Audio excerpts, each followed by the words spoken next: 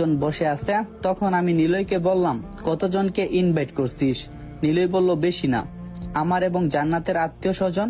তুই একটা কাজ কর, তুই গিয়ে ওইখানে বসে থাক, ভালো লাগবে। একটা সোফা দেখিয়ে দিয়ে বলল আমাকে। আমি বললাম ঠিক আছে।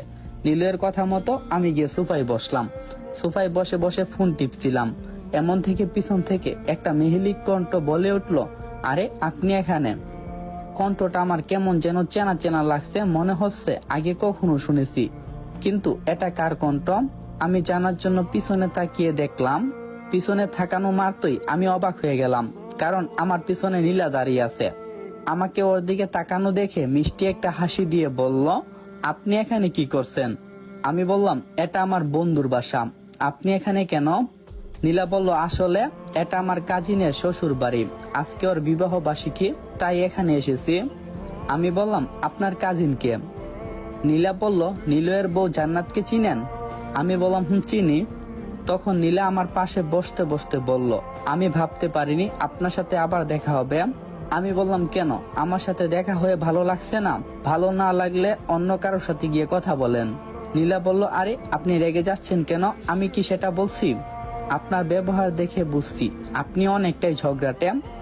আমি বললাম, আমি ঝগড়াটে না, আমি সবসময় উচিত কথা বলি, সেটা সবার আবার ভালো লাগে না।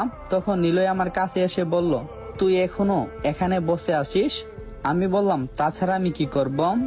নিলয় বলল, সেটা আমি বলছি। নীলা, তোমাকে জান্নাত ডাকছে, যাও গিয়া শুনে আসো। নীলা বলল, আমাকে আবার ডাকছে কেন? নিলয় বলল, আমি জানি না, তুমি গিয়ে শুনে আসো। তখন নীলা আমাকে বলল, আচ্ছা আমি শুনে আসছি, আপনি কিন্তু কোথাও যাবেন না, আপনার সাথে আমার কথা আছে। বলে নীলা চলে গেল। তখন আমি নিলয়কে বললাম, বস তুই আমার পাশে। নিলয় আমার পাশে বসতে বসতে বলল, বল, কি বলবি? আমি বললাম, নীলা তোদের কি হই? নিলয় বলল, নীলা হলো জান্নাতের কাজিন। কিন্তু তুই এসব জিজ্ঞাসা করছিস কেন? আমি বললাম, এমনি জিজ্ঞাসা করলাম। নিলয় বলল, কেন, তুই কি নীলাকে চিনিস? আমি বললাম, কালকে পার্কে গিয়েছিলাম তখন। তারপর আমার এবং নীলার ঘটনা খুলে বললাম। আমাদের ঘটনা শুনে নিলয় বলল, আমি বুঝতে পেরেছি, আচ্ছা চল। ওইদিকে সবকিছু রেডি হয়ে গেছে বোধহয়। আমি বললাম, তুই যা, আমি এখানে বসে থেকে দেখব, দাঁড়িয়ে থাকতে আর ভালো লাগে না। নিলয় বলল, ঠিক আছে তাহলে থাক। বলে নিলয় চলে গেল, গিয়ে কেক কাটলো, সেটা সবাইকে খাওয়ালো। একটু পর নীলা হাতে করে একটুকু কেক নিয়ে আমার কাছে এসে বলল, নিন কেকটুকু আপনার জন্য নিয়ে এলাম। আমি বললাম, আমার জন্য আপনাকে কেক আনতে বলছে? নীলা বলল, কেউ বলেনি, আমার মন বলল তাই নিয়ে এলাম। আর এখন কথা না বলে কেকটুকু খান। আমি বললাম, আমি খাবো না, যদি এটাতে কিছু মেশানো থাকে। তখন নীলা বলল, আশ্চর্য, আমি কেন কেকে কিছু মিশিয়ে আপনার জন্য নিয়ে আসব? আমি বললাম, কি জন্য নিয়ে আসবেন সেটা আমার থেকে আপনি ভালো করে জানবেন। নীলা বলল, এটাতে কোনো কিছু মিশিয়ে আনিনি, এখন আপনি না বলে এটা খান, পরে আপনার সব কথা শুনবো।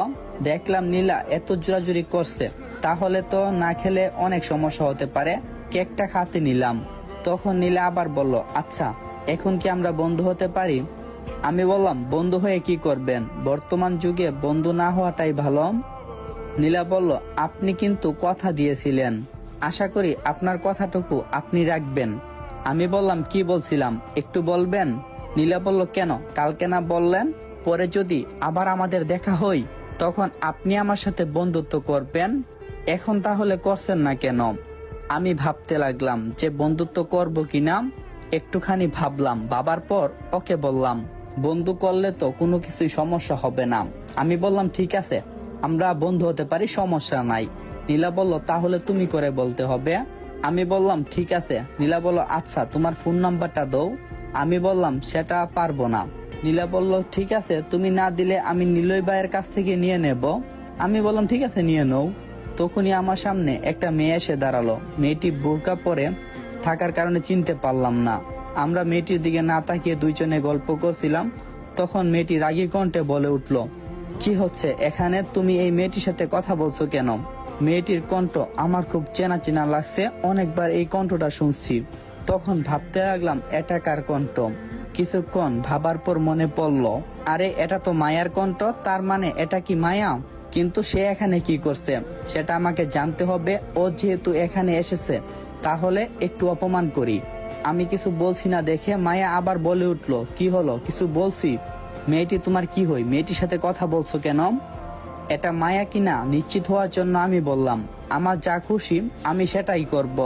আসলে আপনি কে? আপনার নাম কি? তখন মায়া ওর মুখের কাপড়টা সরিয়ে দেখিয়ে বলল, এখন বলো আমি কে? সরানো মাত্রই আমি যা ভাবছিলাম তাই, এটা মায়া। আমি বললাম, আপনি এখানে কি চান? মায়া বলল, তুমি মেয়েটার সাথে কি করছো? আমি বললাম, কি করছি সেটা আপনাকে বলবো, আর আপনি কে? মায়া বলল, আমি যেই হই না কেন, আগে বলো তুমি এখানে কি করছো এই মেয়েটার সাথে? আমি বললাম, সেটা আপনাকে বলবো। আপনি আমার কি হন যে আপনাকে বলতেই হবে? মায়া বলল, আমি তোমাকে ভালোবাসি, এটা তুমি ভুলে যেও না। এবার নিজের রাগটাকে আর কন্ট্রোল করতে পারলাম না, জোর করে বলে উঠলাম, আপনি নিশ্চয়ই এটা ভুলে যাচ্ছেন যে আপনার বিয়ে হয়ে গেছে এবং এত বছর পর আমাকে বলতে এসেছেন আমাকে ভালোবাসেন। কেন 8 বছর আগে আপনার ভালোবাসা কোথায় ছিল? সেদিন ওই কাজটা করার আগে আপনার ভালোবাসার কথা মনে পড়েনি? সেদিন আমার জীবনটা শেষ করে আজকে আবার এসেছেন আমাকে জীবন্ত লাশ করতে? ওহ, আপনি কেমন মেয়ে হে, যে কিনা স্বামী থাকতে অন্য ছেলের সাথে এসে বলে আমি তোমাকে ভালোবাসি? আপনার কি লজ্জা করে না, শরম নেই, বেহায়া মেয়ে একটা? আমি আরো কয়েকটা কথা বললাম, কিন্তু নীলা এবং নীলই আমাকে ভাতা দেওয়ার কারণে বলতে পারলাম না। কথাগুলো বলে খেয়াল করলাম মায়ার চোখে পানি পড়ছে। তখন নীলই মায়াকে বলতে লাগলো, তুমি এখানে কেন এসেছো? তোমাকে তো বলছিলাম তুমি সাজ্জাদের সাথে কথা বলবে না, তবু তুমি কেন কথা বলতে আসলাম? ওর মনে তোমার জন্য কোনো প্রকার ভালোবাসা নেই, যা আছে সব হলো ঘৃণা। আর এখানে এখন দাঁড়িয়ে অপমান হওয়ার থেকে এখান থেকে চলে যাও, বাসায় যাও, কোনোদিন ও সামনে আসবে না। মায়া ভুদই আমার রাগ আগে কখনো দেখিনি। এখানে উপস্থিত সবাই মায়াকে বাজে মেয়ে বলে নানা রকম মন্তব্য করতে লাগলো। মায়া সেগুলো শুনতে পেয়ে ওইখান থেকে চলে গেল। তখন নীলা আমাকে বলল, তোমার মাথাটা একটু ঠান্ডা করো, এবং এই মেয়েটাকে? আমি বললাম, সেটা পরে বলবো, আমি বাসায় যাব, আমার এখানে আর ভালো লাগছে না। নীলা বলল, ঠিক আছে চলো, তোমাকে বাসায় নামিয়ে দিয়ে আসি। আমি বললাম, আমার সাথে কাউকে যেতে হবে না, আমি একাই চলে যেতে পারবো। ও নীলই থাক, কালকে অফিসে দেখা হবে বলে নীলের বাসা থেকে বের হয়ে গাড়িটা নিয়ে বাসায় চলে এলাম। মায়া এসে আমার সুন্দর মেজাজটাকে একদম নষ্ট করে দিল। বাসায় যাওয়ার পথে খাবার কিনে নিয়ে গেলাম, বাসায় এসে খাবার খেয়ে ঘুমিয়ে গেলাম। পরের দিন সকালে ঘুম থেকে উঠলাম অচেনা একটা নাম্বারের কলে। অচেনা নাম্বারটা ভালো করে দেখতে লাগলাম, কোনোভাবেই চিনতে পারছি না।